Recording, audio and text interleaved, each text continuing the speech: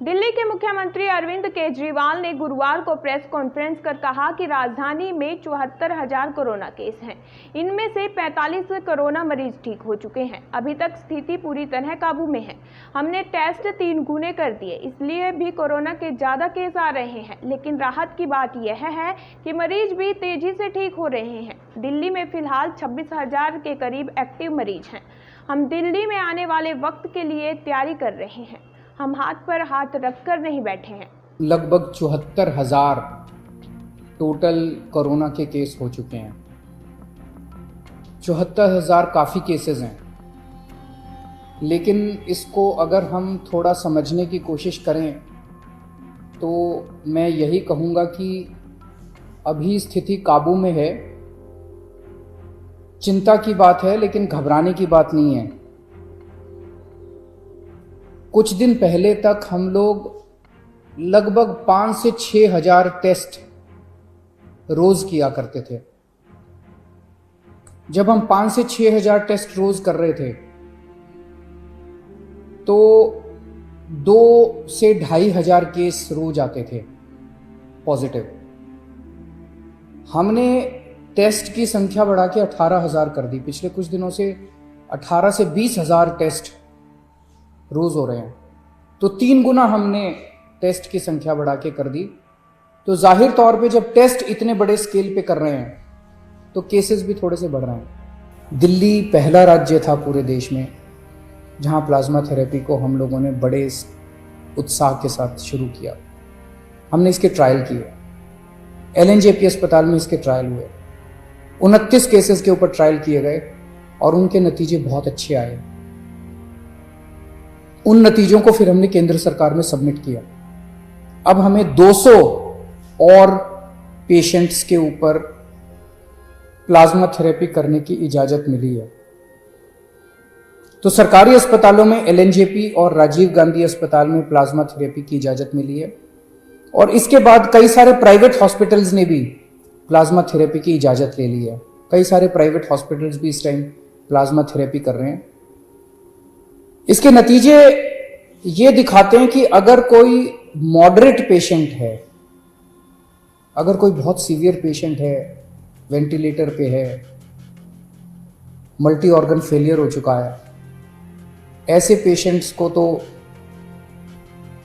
शायद plasma therapy से बचा पाना मुश्किल हो।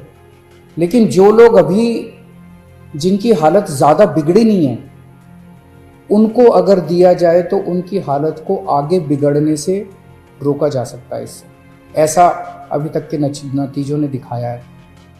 तो प्लाज्मा थेरेपी के ज़रिए हमारी उम्मीद है कि हम मौत को कम करने में शायद सफल हो पाएं।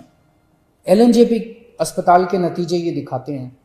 LNJP अस्पताल में पहले डेली जितनी मौत होती थी, आज उससे आधी से भी कम हो गई हैं पिछले कुछ दिनों में, जब से प्लाज्मा थेरेपी शुरू किया। तो हमें उम्मीद है कि आने वाले समय में इससे हम इसको कम कर पाएंगे। दूसरी चीज,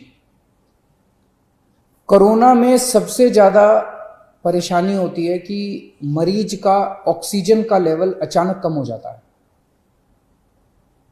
एक आम आदमी का ऑक्सीजन का लेवल 95 होना चाहिए।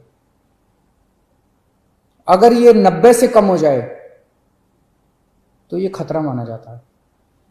85 से कम हो जाए तो बहुत सीरियस माना जाता है।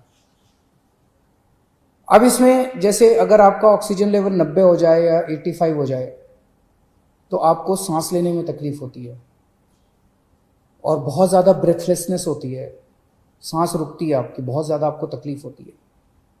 लेकिन कुछ पेशेंट्स ऐसे भी हैं इस बीमारी में जिसमें ये देखा गया कि ऑक्सीजन का लेवल बहुत कम हो गया लेकिन कोई सिम्टम्स ही नहीं है, और अचानक फिर ड्रॉप हो जाता है और अचानक उसकी मौत हो जाती है।